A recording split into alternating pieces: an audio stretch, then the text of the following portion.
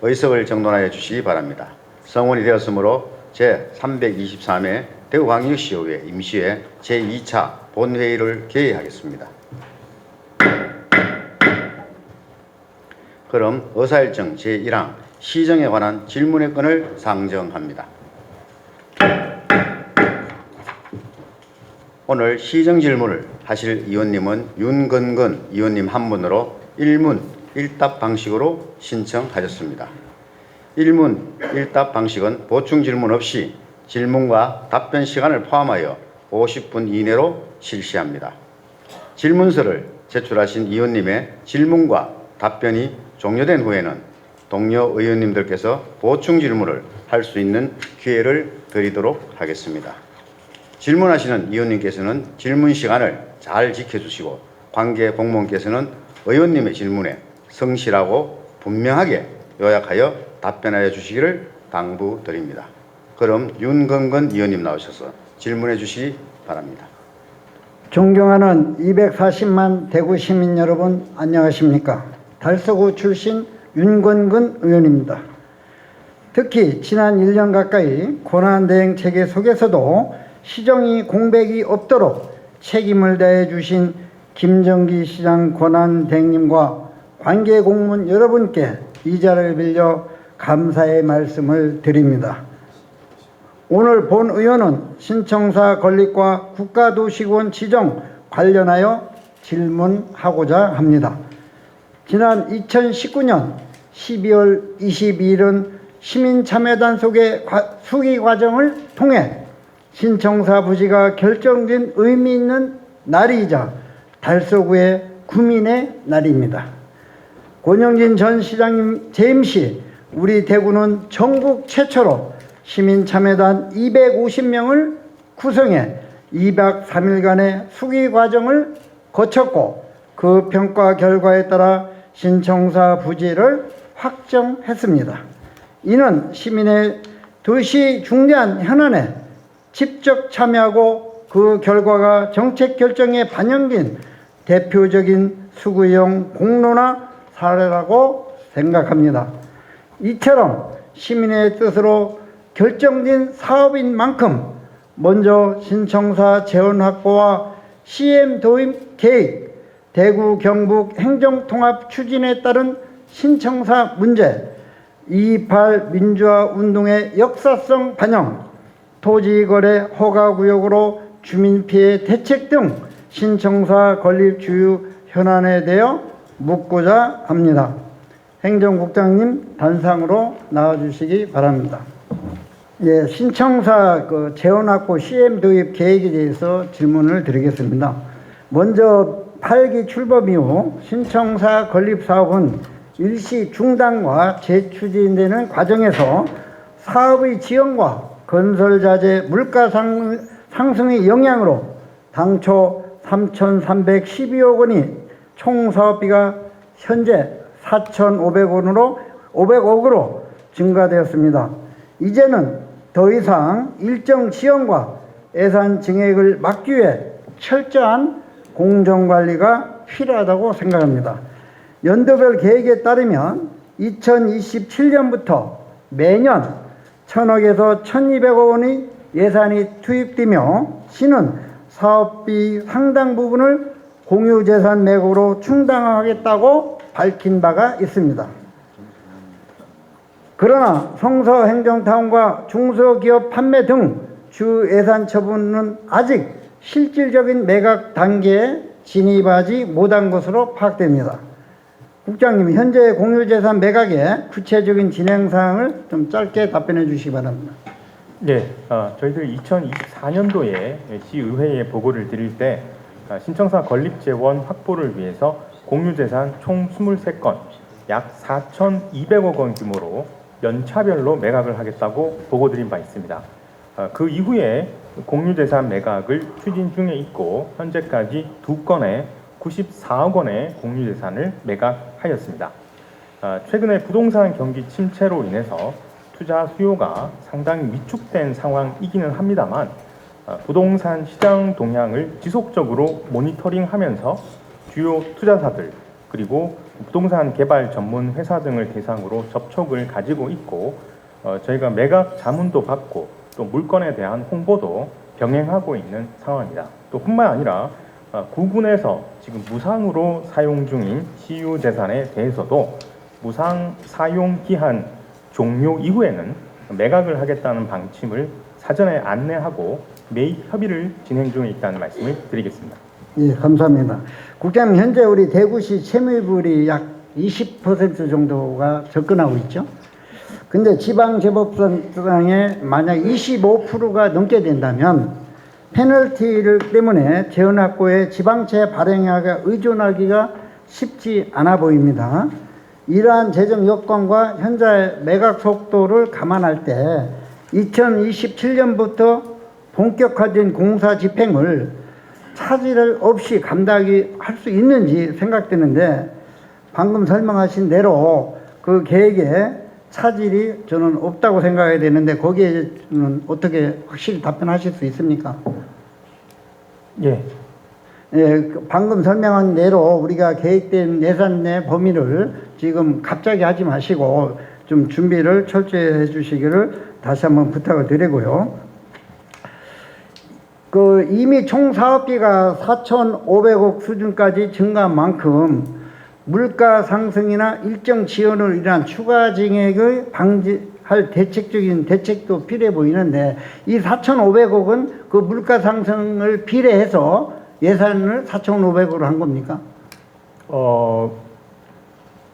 그때 당시의 금액을 기준으로 4,500억 원입니다. 물가 상승분은 조금 더 추가될 여지가 있습니다. 예, 제가 그래서 이게 물가 상승률을 포함한다면은 이 예산 가지고는 많이 부족할 것 같아서 제가 확인차 드렸습니다. 그러면 기획이라든지 설계, 시공전 과정을 전문적으로 관리하는 이 공정의 단축과 예산 절감에 상당히 관심을 많이 가져야 될 것 같습니다. 그러기 위해서는 CM 방식을 있는 걸로 알고 있는데 국장님 아시는 대로 한번 CM 방식에 대해서 한번 설명 한번 해주시기 바랍니다. 윤건구 의원님께서 말씀 주신 것처럼 이게 신청사 건립 사업은 대규모 공공건축 사업이기 때문에 초기부터 사업비 관리와 체계적인 공정 관리가 대단히 중요한 것은 맞습니다. 다만 설계 단계에서의 CM은 이 관련 법령상 임의 규정으로 되어 있습니다. 우리 시의 경우에는 타 지자체와는 달리 전담 부서를 신설해서 신청사 건립 사업을 효율적으로 관리 중에 있고 또 저희가 자체 설계 부의위원회에서의 검토를 통해서 공사비 절감이 가능하다는 점을 말씀드리겠습니다. 그래서 용역비 부담 등 어려운 재정 상황을 고려했을 때 설계 단계보다는 시공 단계에서부터 CM을 도입하겠다는 말씀을 드리겠습니다. 예, 의무사항이야. 설계는 의무사항이 아니라 말씀을 하셨는데 저는 설계가 준비 단계가 상당히 중요하다고 생각합니다. 이 예산 전략은 설계의 시작 지점부터 시작이 되는데 거기에 신청사 관리과가 전문가가 구성되어 있기 때문에 시공부터는 그렇게 하겠다는 답변입니까? 그렇습니다. 저희가 신청사 자문위원회가 또 구성이 되어 있기 때문에 그 자문위원회도 건축사 분들도 많이 참여를 하고 계십니다. 그분들을 활용해서 꼼꼼하게 설계 작업에 임하도록 하겠습니다. 예, CM 방식에 대해서 저도 현재 신청사 자문위원회에 제가 들어가 있습니다. 또 들어가서 처음부터 CM 방식에 대해서도 지금 검토를 하고 있는 상태고요. 그러면은 이게 CM을 이제 공사부터 하면은 일반의 CM 동시간 일반 공사의 차액은 어느 정도 예산 전략이 가능하다고 생각합니까? CM 방법을 도입했을 때. CM을 도입했을 때의 예산 절감 부분이요? 예. 보통은 CM을 도입하면은 그만큼 비용이 추가적으로 더 들어가게 되는 구조입니다. 그래서 저희 같은 경우에도 이게 시공 단계에서부터 했을 때 CM 비용이 한 100억 원 정도 저희가 예산을 하고 있고요. 설계 단계까지 추가를 하게 되면 거기서 비용이 더 추가가 되는 상황입니다. 제가 알기로는 CM 방식을 하고 있는 데가 서울특별시 영동부, 강북구, 강서구 신청사, 경찰청 청사, 정부 세종청사가 CM을 도입해서 이미 많은 예산을 절약하고 부실공사도 사전에 방지를 한 걸로 알고 있습니다. 예, 예. 그 의원님 제가 모두의 말씀을 올렸습니다만은 두 가지 차이점이 있습니다. 하나는 이제 거기에서는 자체적인 설계 부의위원회가 없기 때문에 이걸 효율적으로 할 수 있는 기능이 좀 부족하거든요. 근데 저희는 이제 그런 것들이 갖춰져 있다는 말씀을 다시 한번 올리겠습니다. 예, 다른 데는 이러한 전문 부서가 없지만 우리 대구시에는 신청사 건립과가 별도로 이 기술사까지 다 포함한 게 됐기 때문에 그걸 걱정은 안 하셔도 된다 이렇게 들으시면 되겠습니까? 그 말씀. 예, 그래서 거기에 대해서 좀 제대로 좀 할 수 있도록 좀 신경 써주기 바라고요. 그리고 이 상격청사 있죠? 우리 지금 상격동에 쓰고 있는 이것 때문에 참 우리 행정의 낭비가 참 너무나 많습니다. 오랜 기간 동안. 그러면은 그 신청사에 관한 질문을 드리겠습니다. 화면을 먼저 봐주시기 바랍니다. 상격청사 전체 부지는 약 14만 2천 제곱미터 규모, 즉 4,200평 정도, 43,200평 정도가 됩니다. 소유 구조를 보면 대부분의 사람들은 그 땅이 대구시 소유의 땅인 줄 알고 시민들은 그렇게 알고 있는 분들이 너무나 많더라고요. 그래서 전체 부지의 약 73%가 문체부 소유고 대구시는 2% 내에 불과합니다. 대구시는 후적지 개발 논의가 진행되고 있는데 작년 본예산 예결 당시 대행님께서 답변하신 내용에 따르면 기재부 예비 타당성 조사 대상 사업 선정 등 계획대로 선행되어야 한다는 전제 아래 주차장 부지에는 국립뮤지컬 콤플렉스가 2027년에 착공, 상격청사 본관 부지에는 국립근대미술관이 리모델링이 2030년 착공 예정입니다. 그러면 거기에 대해서 이러한 신청사 이 계획은 정상적으로 지금 잘 진행되고 있습니다. 예, 우려하신 부분에 대해서 제가 설명을 좀 올리겠습니다. 국립 뮤지컬 컴플렉스는 이 시설은 저희 상격청사 내에 세심원이라고 주차장 부지가 있습니다. 거기에 조성될 예정이기 때문에 현재 상격청사 근무 공간에는 영향을 미치지 않기 때문에 신청사 건립 전이라 하더라도 착공이 가능한 그런 상황입니다. 다만 이제 국립근대미술관 같은 경우에는 이 시설은 상격청사 101동을 리모델링해서 중축 방식으로 사업을 추진할 예정으로 되어 있습니다. 그렇기 때문에 이제 신청사 이전 작업 이후에 착공이 가능한 상황입니다. 그렇지만 저희들은 이제 속도감 있게 사업을 추진하기 위해서 신청사 이전 전까지 각종 사전 행정 절차를 미리 이행을 완료를 해서 속도감 있게 사업을 진행하겠다는 말씀을 드리겠습니다. 예, 신청사 이전 전에 그 문화예술 허브 사업이 착공될 가능성이 있잖아요. 현재 있기 때문에 상격청사 반환 신청사 이전 일정이 서로 충돌 없이 추진할 수 있도록 하겠다 그 말씀이시잖아요. 예, 그렇습니다. 예, 이 땅의 소유자가 여기 보시는 것처럼 문체부가 대부분의 땅을 소유를 하고 있기 때문에 저희들이 이제 매년 갱신 절차를 통해서 무상 사용 허가를 받아야 되는 과정이 있기 때문에 이 부분 어차피 사업 주관 부서가 문체부이기 때문에 같이 협업하면서 진행해 나가겠다는 말씀을 올리겠습니다. 예, 신청사 반환 및 후적지 개발 계획이 신청사 이전 일정과 유기적으로 맞물려 있을 만큼 신청사 이장은 더 이상 늦어서는 안 됩니다. 그래서 거기에 대해서 좀 정상적으로 잘 마무리될 수 있도록 좀 부탁을 드리겠고요. 그 다음은 대구 경북 행정통합 논의에 관련해서 질문을 잠깐 드리겠습니다. 먼저 대구 경북 행정통합은 지역의 미래 경쟁력을 좌우할 중요한 과제로 대구시는 오랜 전부터 준비해 왔습니다. 어제 본회의에서 의장님이 말씀하신 대로 대구시의회는 대구 경북 행정통합을 적극 찬성하고 지지하고 있습니다. 대구시 차원에서도 통합이 성사될 수 있도록 전향적인 협력을 이끌어내기 위한 노력을 멈추지 말아야 합니다. 특히 청사 문제는 향후 통합행정체제와 직결된 사안이기 때문입니다. 지난 1월 28일 날 경북도의 본의 직후 이철우 경북도지사가 이전을 준비하던 대구시청이 아니라 새로 옮긴 도청이 통합청사가 된다고 언론에 언급을 했어요. 이 내용이 다음날 언론에 바로 보도가 됐습니다. 거기에 대해서 우리 국장님도 알고 계셨습니까? 방송 들은 내용. 예, 신문 지면을 통해서 본 바 있습니다. 예, 거기에 대해서 그러면은 그 이후로 저는 지역 주민들한테 전화 폭탄을 받았어요. 어떠한 내용이냐? 신청사, 경북청사, 상격청사 그대로 유지한다고 하니 신청사는 안 짓는 거 아니냐?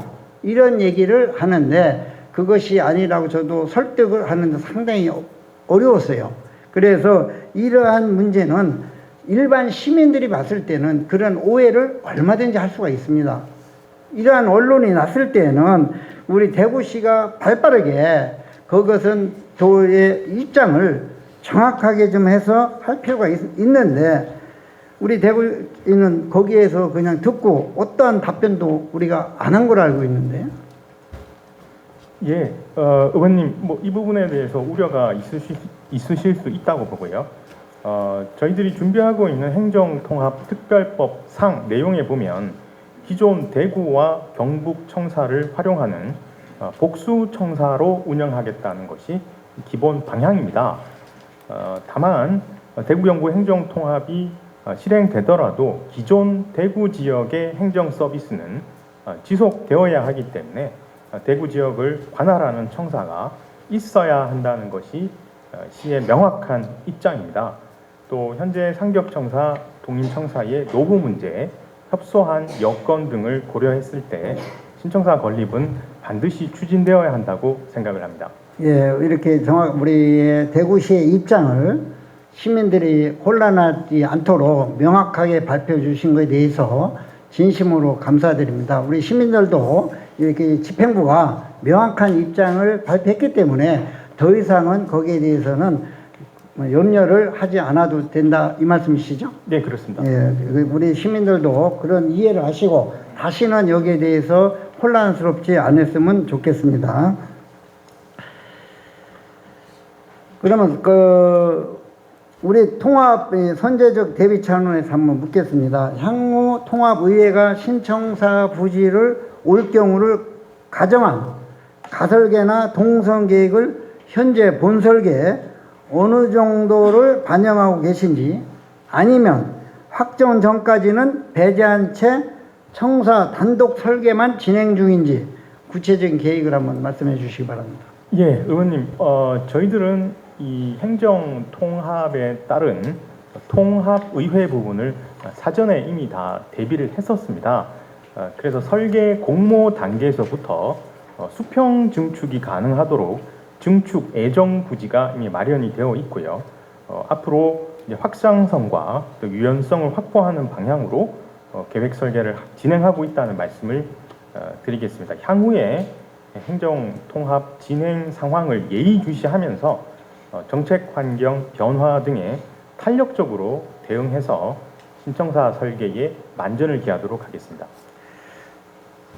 예, 다음으로는 우리 2월 228 민주화 운동의 역사성을 반영한 28층 라운지 설계에 대해서 한번 묻겠습니다.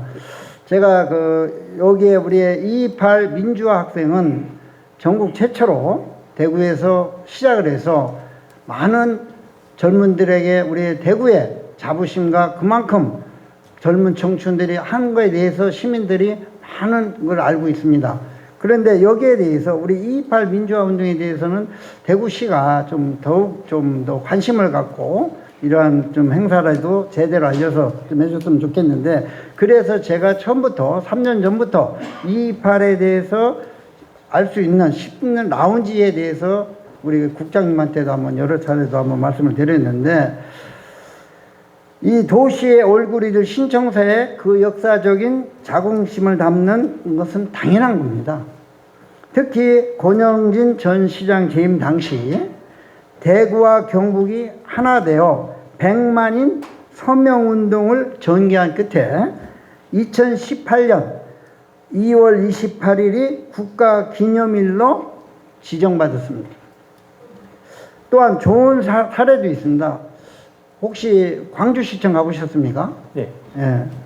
광주시청은 건물 층수의 5.18 의미를 반영해서 의회는 5층, 본관은 18층 해서 공간 자체의 역사성을 상징성을 담아냈습니다. 대구 신청사 역시 마찬가지입니다. 28이라는 숫자의 의미를 살려 시민에게 개방된 상징 공간으로 조성한다면 신청사 자체가 2.28 정신을 기리는 공간이 될 수 있습니다. 저는 자문위원으로 활동하면서 설계 반영을 지속적으로 진행했고 여기에 대해서 명확한 입장을 다시 한번 묻겠습니다. 대구시는 이에 대한 강력한 추진 의지가 있는지 그리고 설계 반영에 반영하겠다는 해답을 줄 수 있는지 저는 저번에 그 자문위원회에서는 다 반영 이렇게 일을 해놨더라고요. 거기에 대해서는 이상이 없습니까? 예, 우리 임문근 의원님께서 이 문제에 많은 관심을 두고 계신 걸 잘 알고 있습니다. 저희들 현재 신청사 설계 과정에서 대구의 역사성과 상징성을 담아내면서 시민들에게 개방 가능한 공간 조성 방안에 대해서 다양한 의견을 수렴하고 검토하고 있는 상황입니다. 다만 중앙투자심사에서 승인된 사업 규모와 사업비를 고려하는 범위 내에서의 변경만 가능하다는 점을 참고로 좀 말씀을 드립니다. 앞으로 신청사 건립 자문위원회의 자문과 또 전문가, 시민 의견 등을 종합적으로 반영해서 대구의 역사적 상징성, 시민 개방성을 함께 갖춘 공간으로 구체화해 나가도록 하겠습니다. 예.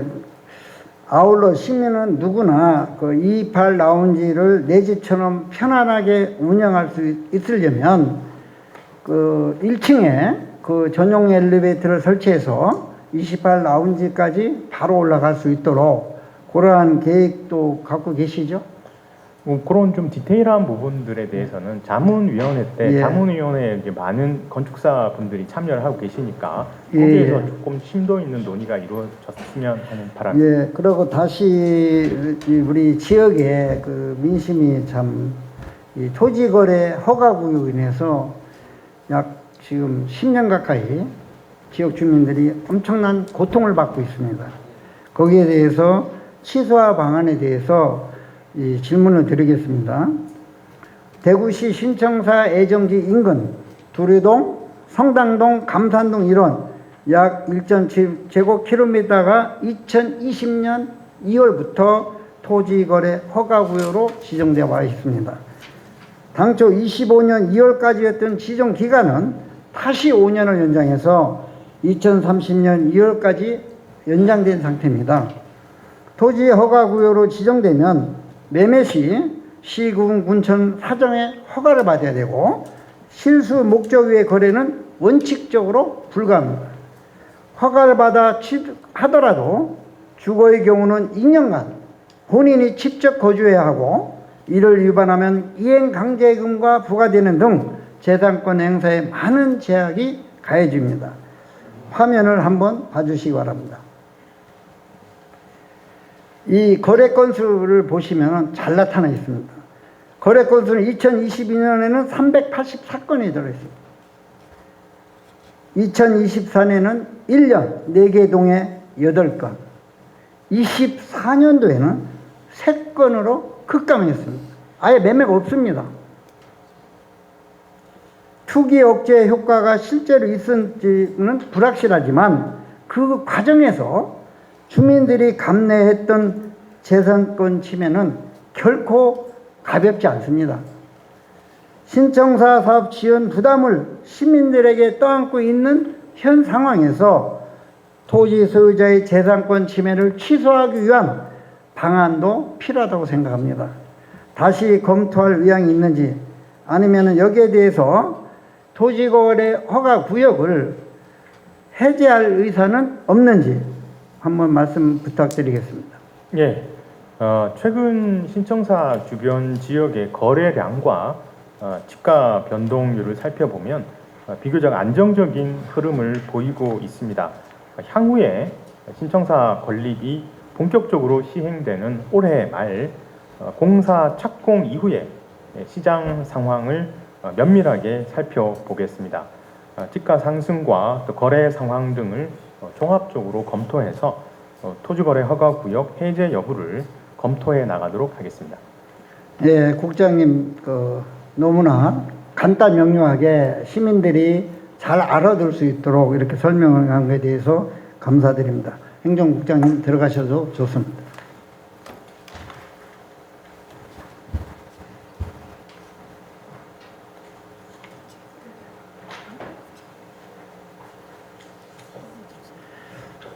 환경수정국장님 단상으로 나와주시기 바랍니다.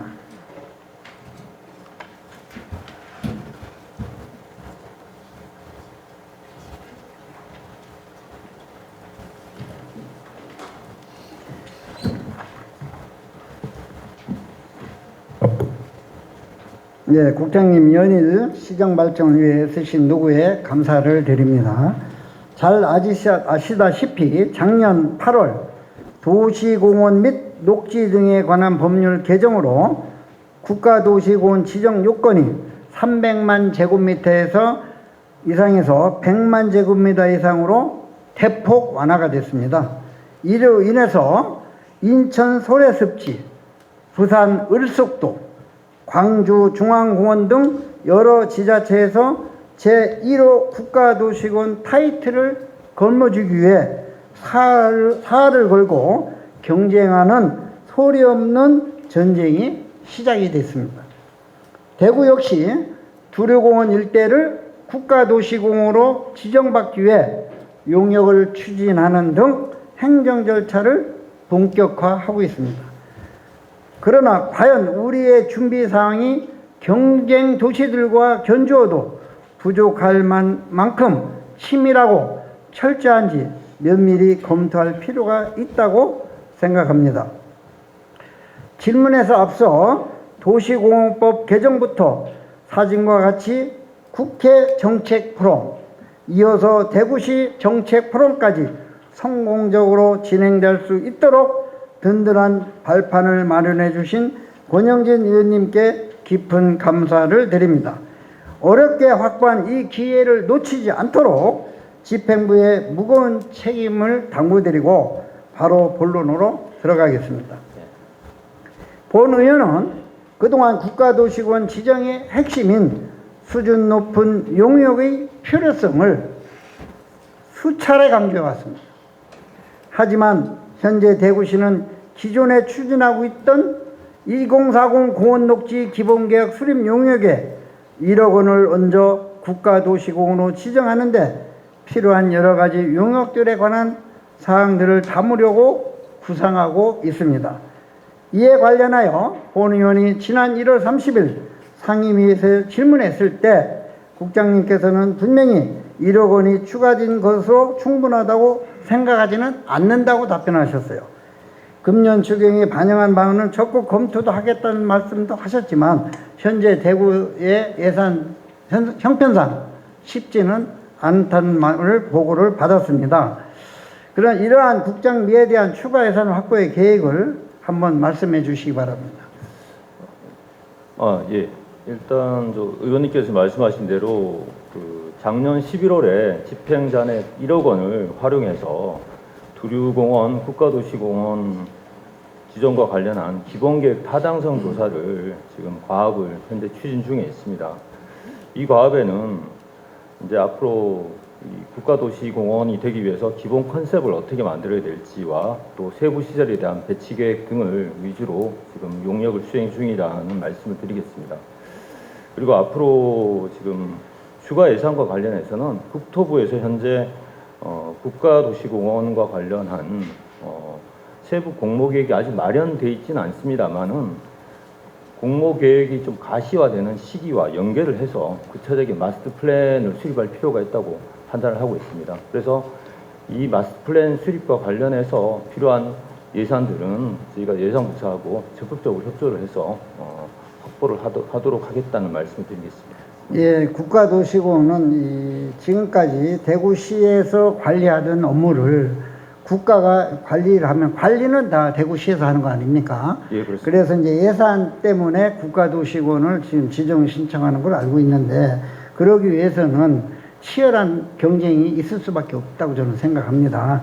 그래서 그렇게 하기 위해서는 만약 추가 예산 확보가 안 된다면 그 우리 계획에 차질이 생기지 않을까 염려가 돼서 제가 이렇게 말씀을 드리는 거니까 예. 거기에 대해서 좀 운경국에서는 빠른 시일 내에 될 수 있도록 철저한 준비를 펴서 해야 되는데 준비 과정은 지금 어느 정도까지 어떻게 돼 있습니까?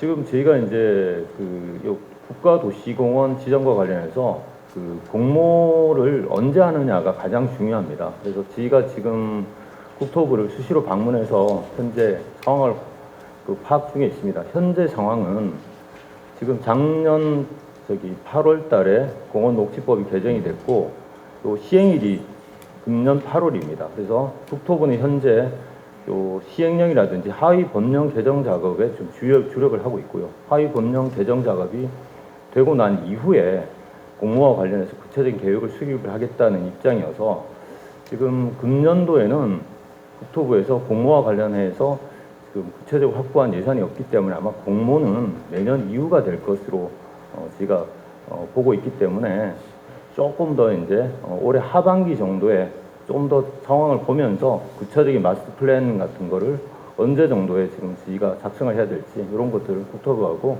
긴밀히 연계해서 좀 예산이라든지 필요한 조치들을 해 나가도록 하겠습니다. 예, 그렇게 된다면 그 두류공원에 대한 타당성 조사 기본 구성 용역을 통해서 지금 정부가 국토부에서 하는 정부 계획이 지금 한참 준비를 하고 있다는 말씀이시죠? 예, 그러면은 우리가 그만큼에 대해서 지금 정부와 국토부와 거기를 대구시가 지금 한번 잘 소통을 하고 있습니까? 예, 그렇습니다.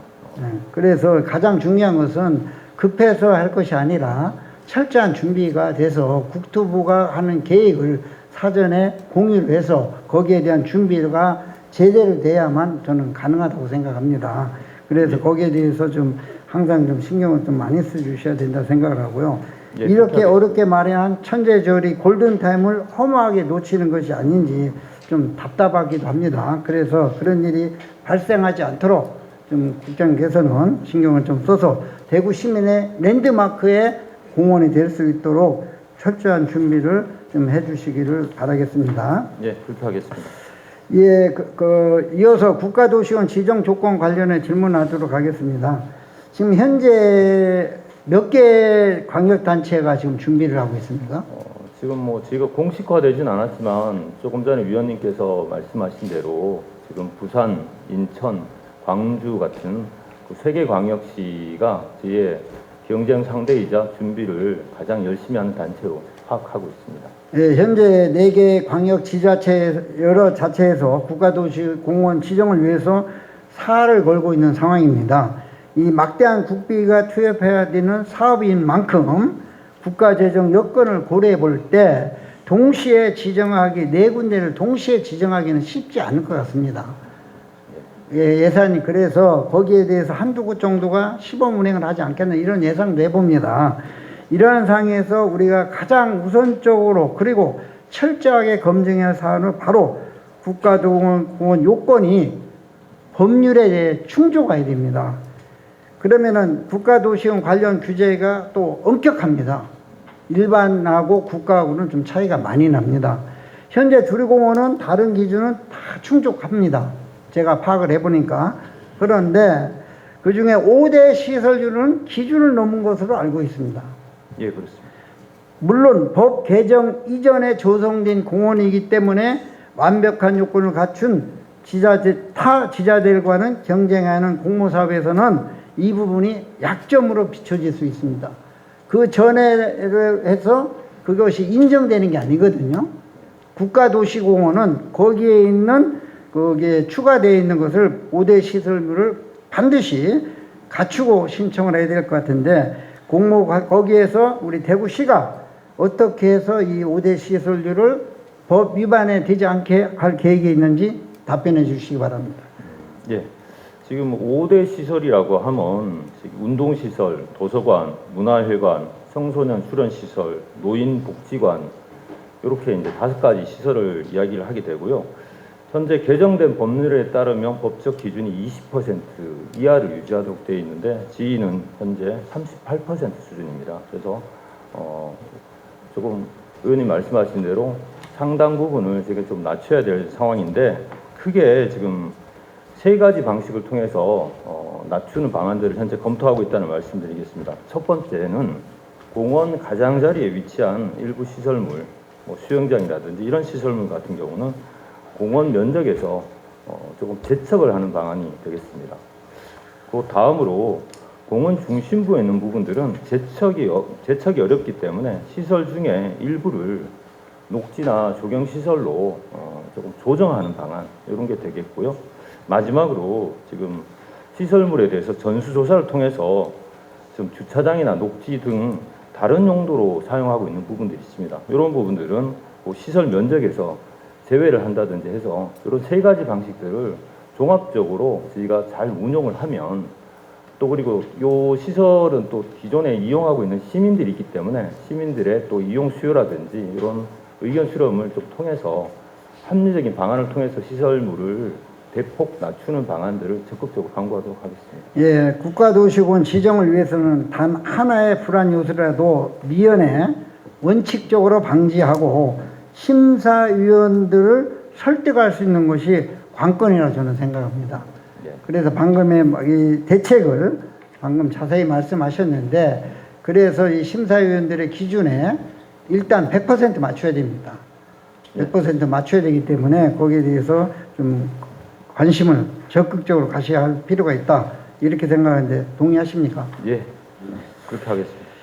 아직 본격적인 공모는 시작되지는 않았어요. 준비 단계인데 정부가 밀접한 사전 교감도 필수적이라고 말씀을 드렸고 또 국장님도 그렇게 지금 진행을 하고 있다고 답변하고 있습니다. 그러면 지금 여기에서 직접적으로 여러 번 찾아가서 만나면 대화가 됩니다. 그냥 필요할 때 기간 어쩌다 한번 가서 좀 도와주세요. 그거보다는 우리의 정책 목표에 하려면은 10번, 20번 관련 부서를 찾아가서 거기에 대해서 의견을 제시하고 우리의 제시, 문제점은 사전에 차지한 준비 단계를 철저하게 해주시는 것이 좋겠다는 말씀을 드리는데 꼭 좀 부탁을 드리는데. 예, 그렇게 하겠습니다. 지금 뭐 국토부 외에도 사실은 또 국토부 정책에 여러 가지 영향을 미칠 수 있는 정책 자문위원이라든지 이런 또 중요한 학계 인사들 이런 부분들도 저희가 앞으로 이번 달 말에 저희가 시민 참여 거버넌스 추진단을 만들게 되는데요. 이런 추진단에도 그런 인사들을 적극적으로 영입을 해서 그분들하고 적극적으로 교감을 하면서 그분들이 또 국토부 쪽에 나름대로 또 대구시의 의지라든지 이런 부분들이 자연스럽게 좀 전파가 될 수 있도록 그렇게 예, 방금 말씀하셨는데 신청사가 아닌 두류공원 추진단을 별도로 구성해서 이렇게 하셨다고 했는데 민간 전문가 또는 언론도 함께 하고 언론에서 그만한 또 홍보의 역할을 해야 된다고 생각합니다. 그러한 것까지도 같이 준비하고 계십니까? 예, 저희가 이제 그 시민 참여 거버넌스 추진단에 4개 분과를 계획 중인데요. 그 4개 분과 중에 소통 참여 분과도 계획하고 있습니다. 이 분야에는 언론계라든지 또 여러 가지 그 젊은 신세대들 이런 부분들도 위원으로 좀 참여를 시켜서 적극적인 홍보 방안도 강구하도록 하겠습니다. 그러면은 이제 우리 4군데 중에 우리 두류공원이 가진 가장 큰 장점은 예. 어떤 것이 있다고 생각하십니까? 타도시와 달리 이 두류공원이 가지고 있는 장점들은 많이 있지만 크게 4가지로 요약을 해드리겠습니다. 첫 번째는 입지 요건이 탁월합니다. 아시는 대로 대구 중심부에 자리 잡고 있어서 시민들이 어디에 사시든 쉽게 오실 수 있다는 그런 말씀을 드리겠고요. 두 번째는 접근성이 우수합니다. 지금 아시는 대로 이제 도시철도도 2개 역이 지나고 있고 버스 노선도 12개 노선이 그 인근을 정차를 하고 있습니다. 그래서 대중교통으로도 충분히 쉽게 오실 수 있는 그런 장점을 가지고 있고요. 세 번째로는 대구의 대표적인 랜드마크들과 두류공원이 연계가 되어 있습니다. 지금 83타워는 물론이고 조금 전에 지금 신청사 언급을 하셨는데 신청사가 완공이 되면 지금 주말뿐만 아니고 주중에도 상시적인 유동인구가 좀 가장 대구에서 많은 지역으로 변모할 것이기 때문에 이런 부분도 기대가 되고요. 마지막으로 대구의 역사성을 잘 나타낼 수 있는 공간입니다. 228 학생운동 기념탑이라든지 또 여기 인물 동산이라든지 이런 부분들이 지금 되어 있는데 이런 부분들 좀 더 업그레이드하면 대구의 역사성도 충분히 잘 드러낼 수 있다고 생각해서 이 네 가지 요소들을 저희가 용역은 물론이고 시민참여 거버넌스 추진단에서 좀 더 이제 정체화를 시켜서 마스터 플랜에 반영하도록 하겠습니다. 예, 혹시 지난해 연말에 혹시 송해공원 한번 갔다 오신 적 있습니까? 송해공원, 예, 다녀왔습니다. 거기 가보니까 그 조명이 참 관광객이 너무 많이 오더라고요. 송해공원의 그 조명 시설을. 그러면은 우리 두류공원이 신청사의 건물만 질 게 아니라 공원에를 시민들이 자연적으로 찾아올 수 있는 조명을 정말로 전문가한테 잘 만든다면 두류공원과 함께 대표적인 이러한 공원이 된다는데 여기에 조명에 대해서 특히 좀 관심을 많이 저도 거기 가서 사진을 참 많이 찍어 왔어요. 왜? 참고하려고. 그래서 이 조명까지도 같이 어울려서 국가도시공원에 이런 관심을 갖는다면 전체적으로 많은 역할이 된다고 저는 생각을 합니다. 그리고 얼마 전에 우리 2월 27일 날 그때 국장님 정책 포럼, 국가도시원 지정 정책 포럼도 한번 참석하셨죠? 예. 예. 거기에 보면은 저도 그날 당일 패널로 저도 참석해서 현장의 목소리를 전달을 했습니다. 국장님께서도 자리를 함께 하셨으니까 당시에 얘기했던 얘기를 잘 알고 계실 겁니다. 자세히는 다 했기 때문에 시간 관계상 깊이 물지는 않겠습니다.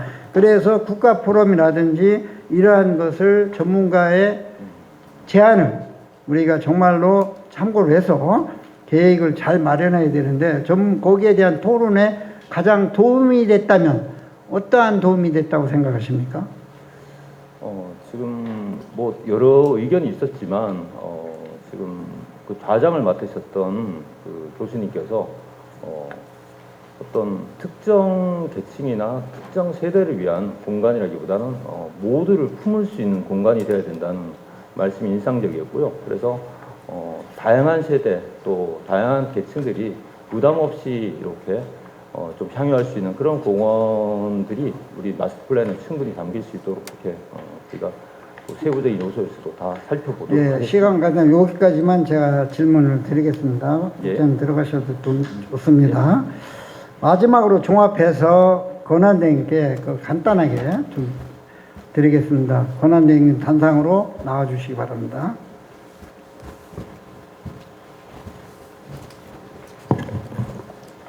예, 신청사 건립 추진 과정이 순탄치는 않았습니다. 올해 중앙투자심사 2단계 시공사 입찰 여러 절차가 남아있어 우리 의지만으로 모든 과정을 잡을 수는 없다고 생각합니다. 그럼에도 불구하고 저는 무엇보다도 대구시의 확고한 의지를 우리 시민들이 바라고 있습니다.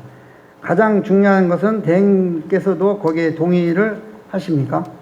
예, 그래서 모든 것을 담당 어려운 상황이지만 이 자리를 지켜보고 계신 대구 시민들이 확고한 입장을 듣고 싶어 합니다.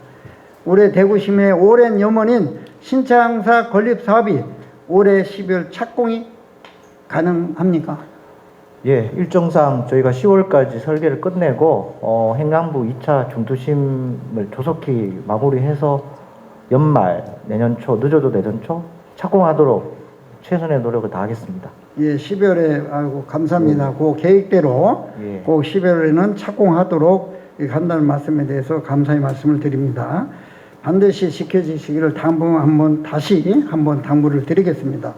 다음은 대구 경북 행정통합 관련 질문입니다. 행정통합은 대구 경북이 동등한 입장에서 추진해야 할 것이고 청사 문제 또한 이러한 원칙 속에서 신중하게 논의되어야 할 사항입니다. 앞서 국장님이 문답할 때 말씀드린 것 같이 경북도지사의 통합전사 발언 언론 보도를 대왕께서도 확인하셨다고 알고 있습니다. 예. 이러한 일이 있을 때는 대구 시민들이 혼란이 오지 않도록 즉시 거기에 대해서는 반박을 해서 시민들의 혼란을 주지 않아야 된다고 생각하는데 거기에 대해서는 어떻게 생각하십니까? 법상 저희가 대구청사와 경북청사를 두 개를 활용한다는 부분이 가장 중요한 가치로 저희가 두고 있었고요. 대구청사를 별도로 있어야 된다는 대구시 입장은 확고하다는 말씀드리고 이 부분에 대해서 향후 통합 논의 과정에서도 분명히 대구 입장을 전달하고 반영이 될 수 있도록 하겠습니다. 예, 그러면서 방금 했던 두류공원과 국가도시형 지정을 위한 노력도 이제 정말로 권한대행님 좀 신경 써주시고 새로운 시장님이 오시더라도 이게 흔들림 없이 인수인계가 될 수 있도록 상당히 중요하다고 저는 생각합니다. 그래 새로운 시장님이 오시면 바로 이 과정이 한치의 오차 없이 할 수 있도록 이 권한대행님도 부탁을 말씀을 드리고 정말로 한 어려운 환경에서 대구시를 지키기 위해서 1년 동안 너무 고생 많이 하셨습니다. 이건 시민들이 다 알고 있습니다. 하여튼 고생 많이 하셨고 들어가셔도 되겠습니다. 예, 최선을 다하겠습니다. 예. 예. 본의회는 시의회는 언제나 신뢰받는 동반자로서 2030년 10월 신청사 문이 활짝 열리는 그 역사적 날까지 함께 걸어가겠습니다. 끝까지 경청해 주셔서 감사합니다. 다음은 5분 자유 발언을 신청하신 의원님의 발언이 있겠습니다. 발언하실 의원님은 모두 5분이십니다.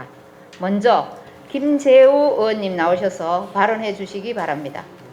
네, 존경하는 240만 대구 시민 여러분, 동구 출신 김재우 의원입니다.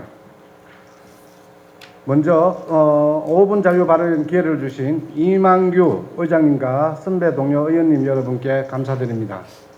본 의원은 지난 2022년 판타지아 대구 페스타의 성급한 통합으로 인해 축제의 정체성이 훼손되고 운영과 홍보에 혼선이 발생한다는 문제를 지적한 바 있습니다. 4년이 지난 지금 대구의 축제는 여전히 중요한 기로에 서 있습니다. 2025년에는 26개 축제가 참여했지만 올해는 봄 6개, 가을 9개 등 총 15개로 줄어들며 축제의 도시라는 기반이 약화되고 있습니다. 더 큰 문제는 판타지아 대구 페스타의 인지도가 주변 도시 축제에 비해 더욱 낮아지고 있다는 사실입니다.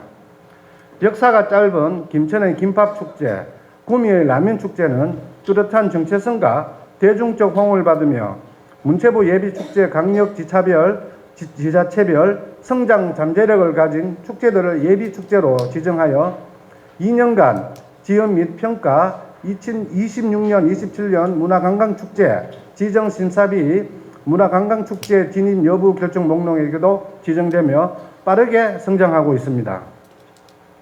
반면 판타지아 대구 페스타는 시민들에게 충분히 각인되지 못해 축제의 도시 대구라는 위상을 이어받고 있습니다. 이러한 상황은 대구의 문화 경쟁력을 약화시키고 인근 도시 축제에 주도권을 내어줄 위험을 안고 있습니다. 거기에 더해 올해는 43년 전통을 가진 대표 축제 파워풀 대구 페스티벌이 예산 미편성으로 인해 개최가 불투명해졌습니다. 이는 단순히 한 축제의 문제가 아니라 판타지아 대구 페스타의 전체의 정체성과 신뢰도에 직결된 문제입니다.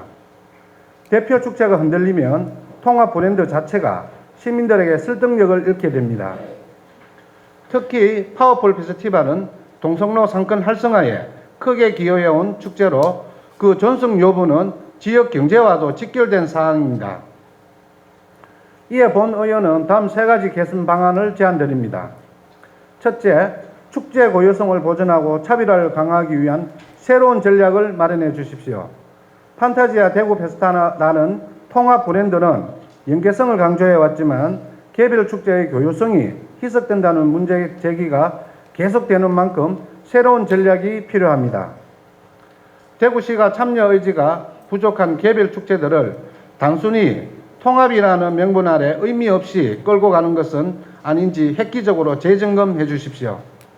또한 구군 및 축제 유관기관과 상설협의체를 구성하여 각 지역의 특성과 장점을 반영한 통합과 차별화한 전략을 마련해 주시기 바랍니다. 통합 브랜드 안에서는 각 축제의 고유성을 존중하고 실효성 있는 공동 전략을 강화함으로써 대구만의 독창적인 축제 정체성을 확립해야 합니다. 둘째, MZ세대를 아우르는 시민 체감형 참여를 확대해 주시기 바랍니다. MZ세대를 포함한 시민들이 진정으로 참여하고 즐길 수 있도록 단순한 관람형 축제를 넘어 직접 만들고 직접 경쟁하며 직접 참여할 수 있는 체험형 프로그램을 강화해야 합니다.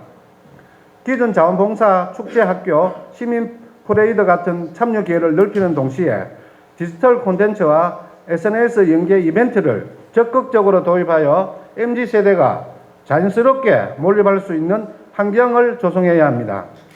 이를 통해 단순한 행정주도가 축제가 아니라 시민 모두가 우리의 축제로 인식하고 적극적으로 참여하는 진정한 시민 참여형 축제로 발전할 수 있을 것입니다. 셋째, 축제 분산 운영 및 연중화 전략을 세워주십시오. 특정 기간에 집중된 축제를 분산시켜 연중 다양한 문화 행사가 이어지도록 하고 이를 통해 대구를 찾는 국내외 관광객의 체류 시간을 늘려 관광 소비를 확대해야 합니다. 나아가 축제를 단순한 일회성 행사로 끝내지 않고 연중 운영되는 플랫폼으로 발전시켜 시민과 관광객이 언제든지 대구에서 문화를 축제에서 즐길 수 있도록 해야 합니다. 구군과 협력해 지역별 특화 축제를 연중 배치하고 지역 상권과도 긴밀히 연계해 경제적 효과를 극대화하기 위한 전략 수립도 반드시 필요합니다.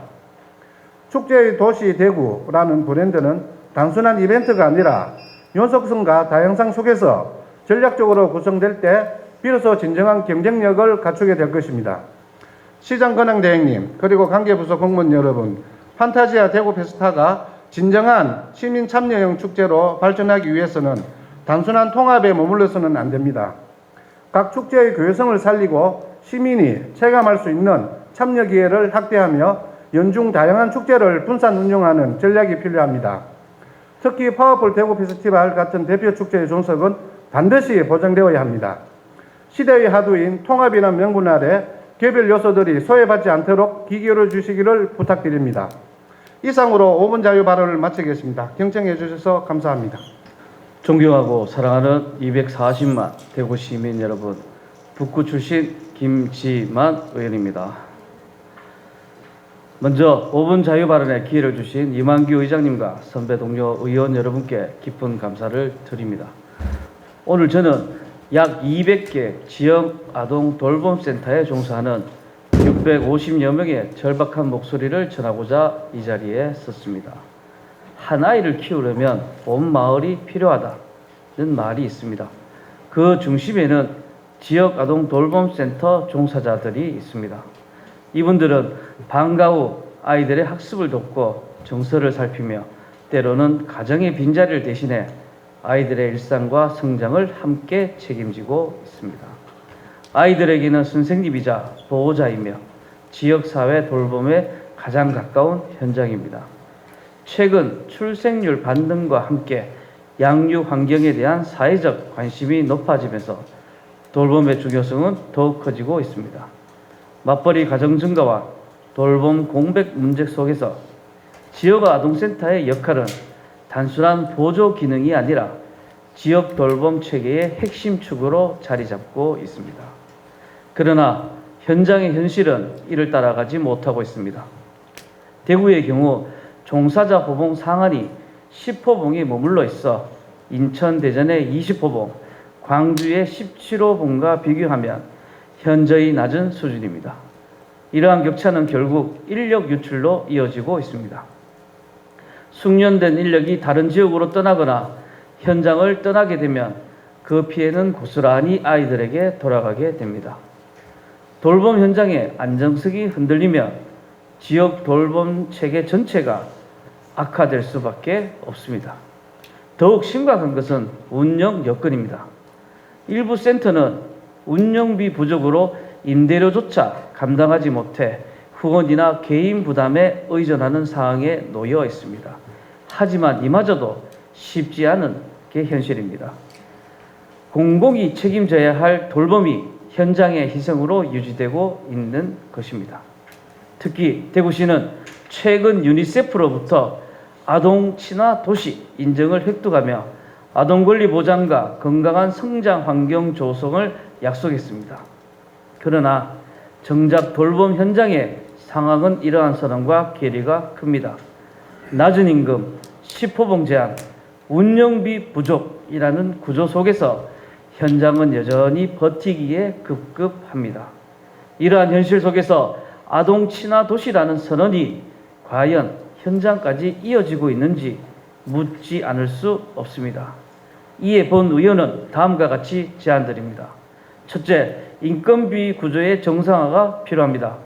현재 인건비 가이드라인은 94% 수준에 머물러 있으며 부족한 부분은 종사자들의 희생으로 메워지고 있습니다. 또한 10호봉 상한 구조는 장기 군속을 어렵게 만들고 숙련 인력을 이탈을 초래하고 있습니다. 대구시는 인건비 가이드라인을 100% 준수하고 호봉 상한을 최소 타 시도 수준인 20호봉까지 확대하여 정당한 보상 체계를 마련해야 합니다.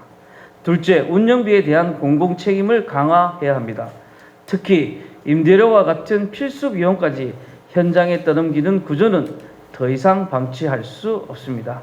안정적인 운영이 가능하도록 실질적인 재정 지원 대책을 마련해야 합니다. 셋째, 돌봄 인력의 전문성을 높일 수 있는 체계적인 지원이 필요합니다. 돌봄 종사자들은 단순한 관리 인력이 아니라 아동의 정서와 발달을 책임지는 전문 돌봄 인력입니다. 그러나 현재는 체계적인 교육과 경력 관리 시스템이 부족해 전문성이 제대로 인정받지 못하고 있습니다. 대구시는 종사자 교육과 경력 개발을 지원하고 돌봄 인력을 전문 직군으로 육성하는 정책적 기반을 마련해야 합니다. 존경하는 김정기 대구시장 권한대행님, 아이들을 위한 정책이 현장을 지키는 사람들의 희생 위에 세워져서는 안 됩니다.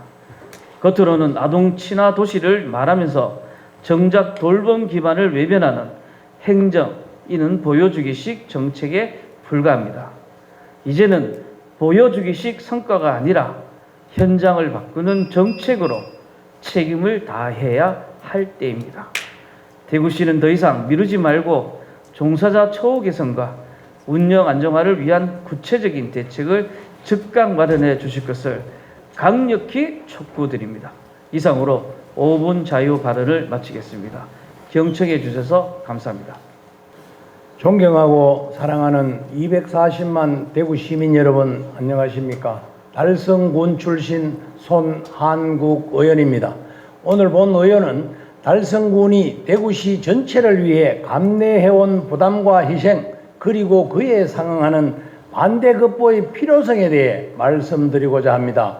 달성군 다사업 합인면 1호는 낙동강 치수원과 인접한 지역으로 상수원 수질 보존을 위하여 1972년부터 상수원 보호구역으로 지정되어 각종 토지 이용 및 개발 사업의 규제를 받아 오랜 기간 주민들의 재산권 행사와 지역 발전의 제약을 받아온 지역입니다.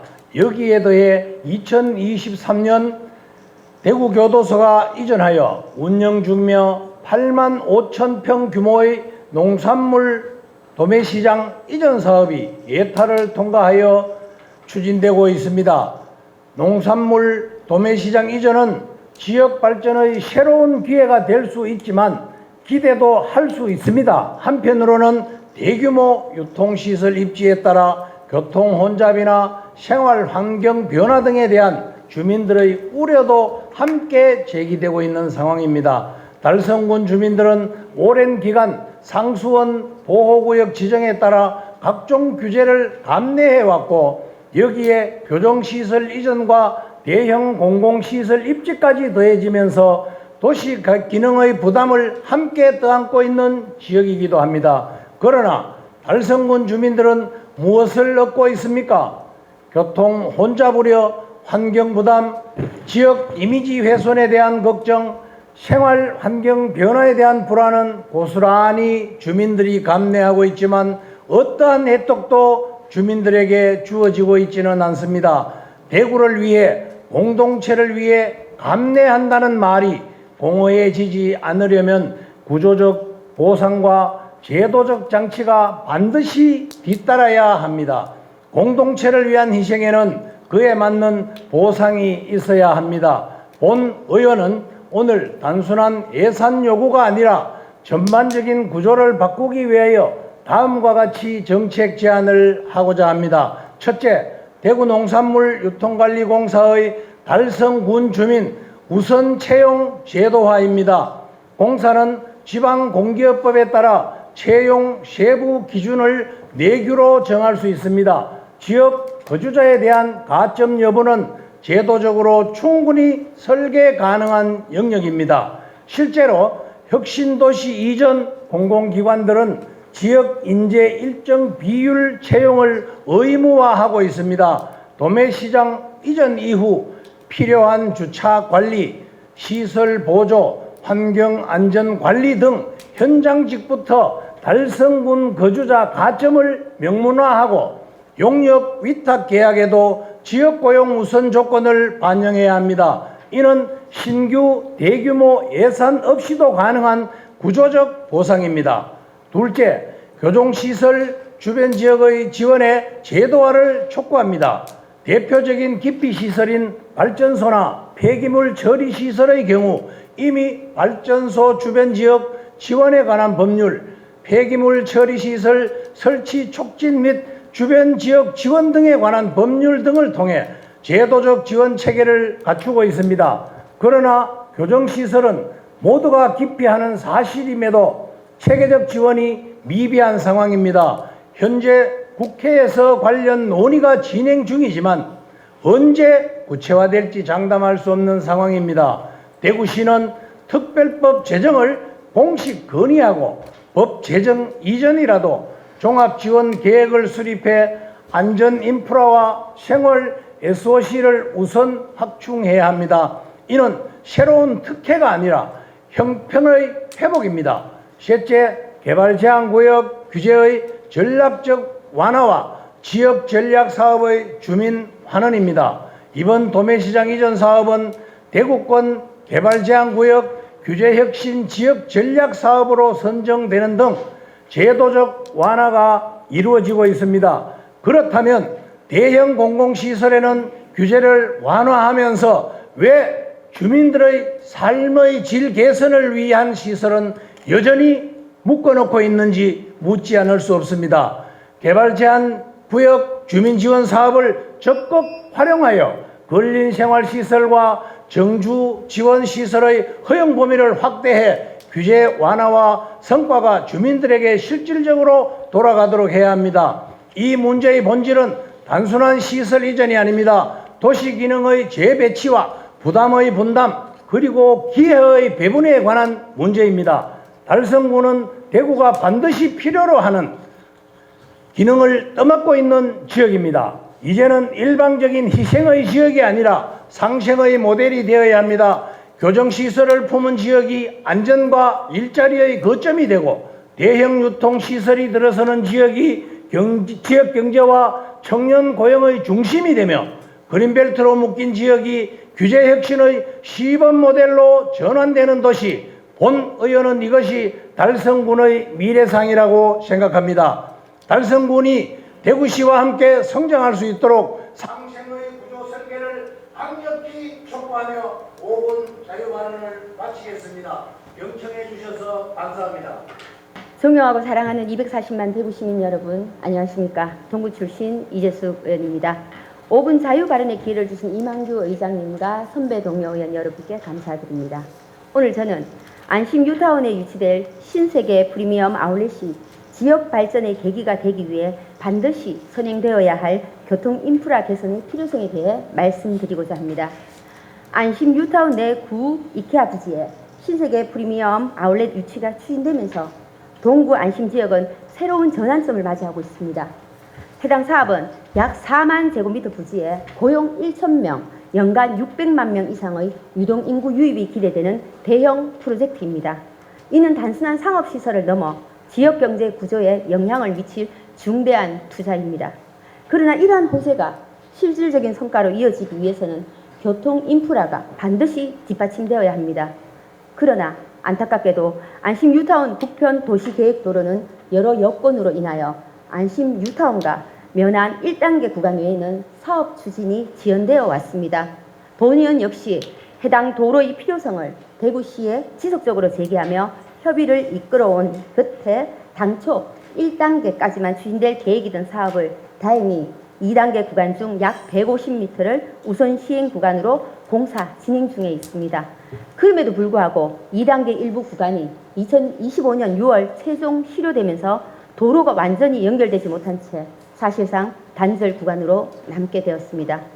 당초 해당 도로는 안심 뉴타운과 신서 혁신도시를 연결하는 핵심 축이지만 현재와 같은 구조로는 그 기능을 충분히 수행하기 어려운 실정이며 실효 이후 아무런 대책도 마련하지 못한 상태입니다. 이로 인해 안심지역은 제한된 도로망에 의존하고 있으며 주말과 출퇴근 시간대에는 정체가 반복되고 있다는 점이 언론에서도 지속적으로 지적되고 있습니다. 유라교 동편 내거리 입체화 사업과 신세계 프리미엄 아울렛 모두 2028년을 목표로 추진되고 있으나 대형 토목 사업이 통상 1, 2년가량 지연되는 사례가 적지 않다는 점을 감안하면 입체화 사업이 늦어질 경우 아울렛 개장과 교통 인프라 완비 시점이 어긋나 심각한 교통 대란으로 이어질 우려도 있습니다. 특히 대형 프리미엄 아울렛의 경우 기존 사례에서 볼 수 있듯이 주말 하루 수만 대의 차량이 집중되는 특성이 있습니다. 여주, 파주 사례에서도 상업시설 개장 초기 극심한 교통 혼잡이 발생해 추가 교통 대책이 뒤따랐습니다. 이는 단순한 추정이 아니라 이미 여러 지역에서 반복된 경험입니다. 이러한 문제를 방치하지 않기 위해 본 의원은 다음과 같은 선제적 대응 방안을 제안하고자 합니다. 첫째, 신세계 프리미엄 아울렛 유치를 단순한 기업 유치가 아니라 대구 동부권 경제 재편 전략으로 접근해야 합니다. 1,000명 고용, 600만 명 이상 유입이라는 숫자는 지역 상권, 신서 혁신도시, 안심 뉴타운과의 연계 전략이 수반될 때 비로소 실질적 효과로 이어집니다. 공영 주차장 확보, 셔틀버스 도입, 대중교통 연계 체계까지 포함한 종합적인 발전 전략을 사전에 마련해야 합니다. 둘째, 향후 교통 발생량에 대한 정밀한 재분석이 필요합니다. 과거 이케아를 전제로 한 교통 영향 분석 자료를 재검토하고 신세계 프리미엄 아울렛 규모에 맞는 교통 수요 예측을 다시 실시해야 합니다. 이를 바탕으로 북편도로 전 구간 개설 여부를 포함한 도로망 확충 방안을 재검토해야 합니다. 단절 구간 없이 간선도로와 유기적으로 연결되는 도로망 확보가 핵심입니다. 마지막으로 유라교 동편 고가도로 사업은 단순한 정체 해소를 넘어 향후 아울렛 개장에 따른 교통 수요까지 충분히 고려하여 추진되어야 합니다. 진출입 동선과 교차로 운영, 신호체계 등 교통 운영 측면에서 아울렛 이용 차량 흐름을 종합적으로 검토하고 교통관리 대책을 함께 마련할 필요가 있습니다. 또한 아울렛 개장 시점과 도로 준공 시점이 어긋나지 않도록 철저한 공정관리와 안정적인 예산 확보 등 선제적 행정이 수반되어야 합니다. 김정기 시장 권한대행님과 관계공무원 여러분, 동구 안심 1호는 과거 저탄장으로 활용되면서 오랜 기간 지역 주민이 희생을 감내해온 곳입니다. 이후 안심 뉴타운과 신서 혁신도시가 조성되었지만 기대만큼의 상업 문화 활성화는 이루어지지 못했습니다. 이번 신세계 프리미엄 아울렛 유치는 그 아쉬움을 극복할 수 있는 중요한 기회입니다. 그러나 준비되지 않은 개발은 또 다른 불편을 남길 수 있습니다. 교통 인프라가 완비될 때 비로소 이번 유치는 성공적으로 완성될 것입니다. 동구 안심 지역이 사람이 찾아와 뿌리 내리고 성장하는 도시로 거듭날 수 있도록 대구시는 본의원의 제안을 적극 검토해 주시기 바랍니다. 이만 자유 발언을 마치겠습니다. 경청해 주셔서 감사합니다. 존경하는 240만 대구 시민 여러분, 북구 출신 이동욱 의원입니다. 먼저 5분 자유 발언의 기회를 주신 이재화 부회장님과 선배 동료원 여러분께 깊이 감사드립니다. 오늘 저는 대구 청년 인구 유출이라는 보이지 않는 위기와 청년 정책의 방향 전환 필요성에 대해서 말씀드리고자 이 자리에 섰습니다. 최근 발표된 국내 인구 이동 통계를 보면 대구의 인구 이동 구조가 매우 우려스러운 상황임을 확인할 수 있습니다. 지난해 대구의 전입자는 약 26만 8천 명이고 전출자는 약 27만 2천 명으로 약 4천 명의 순유출이 발생했습니다. 문제는 단순한 인구 감소가 아닙니다. 20세부터 29세까지 청년층이 약 4,600명이 순유출이 발생하며 대구의 미래를 책임질 핵심 세대인 청년들이 대구를 떠나고 있다는 점입니다. 더 주목해야 할 부분은 청년들이 떠나는 이유입니다.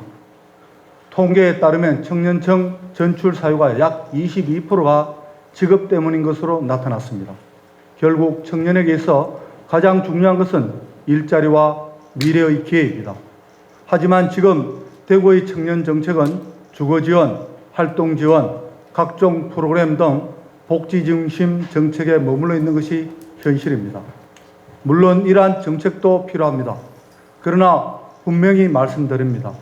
청년에게 필요한 것은 단기적인 지원이 아니라 이 도시에서 미래를 설계할 수 있는 기회입니다. 이를 위해 저는 다음과 같은 정책 전환을 제안합니다. 우선 기업 유치 정책과 청년 고용을 직접 연결해야 합니다. 지금까지는 기업이 필요로 하는 인재를 지역에서 길러내기 위한 기업 맞춤형 인재 양성 정책에 초점을 맞춰왔습니다. 물론 기업에 맞는 인재를 양성하는 일도 중요합니다. 그러나 청년 유출을 막기 위해서는 인재 양성에만 머물러서는 부족합니다. 이제 기업 유치 정책과 청년 고용을 직접 연결해야 합니다. 정기적으로 기업 유치 과정에서 지역 청년 채용을 일정 비율 이상 반영하는 제도적 기준도 검토할 필요가 있습니다. 또한 예산 문제도 심각하게 짚어봐야 합니다. 현재 대구시의 지역 주도형 청년 일자리 사업은 동구와 달서구에서 추진하고 있는 단 2개 사업 약 5,200만 원 규모에 불과합니다.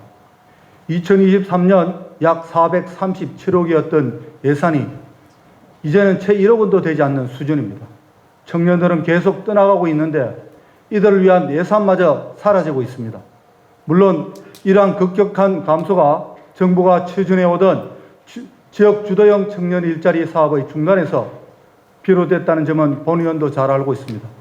그러나 이는 대구의 청년 일자리 정책이 중앙정부 정책에 지나치게 의존해 왔다는 반증이기도 합니다.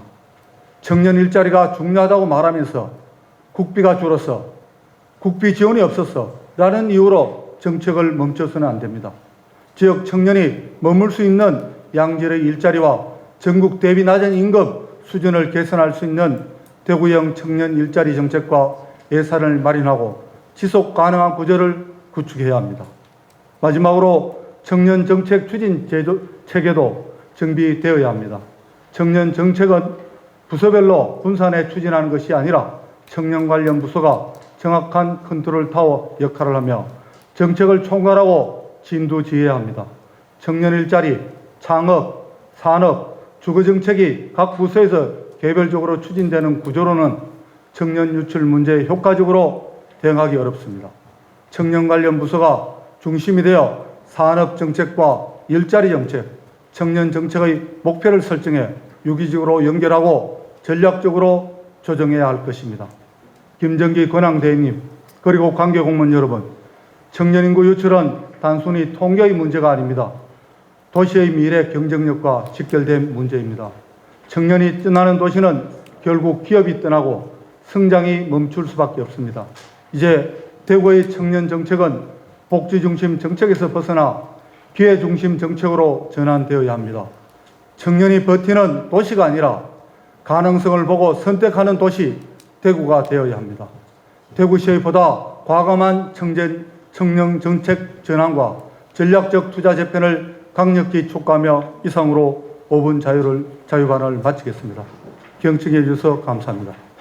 오늘 시정 질문과 5분 자유 발언을 해주신 의원님들과 관계 공무원 여러분 모두 수고 많으셨습니다. 이상으로 오늘의 의사일정을 모두 마치겠습니다. 이만 사내를 선포합니다.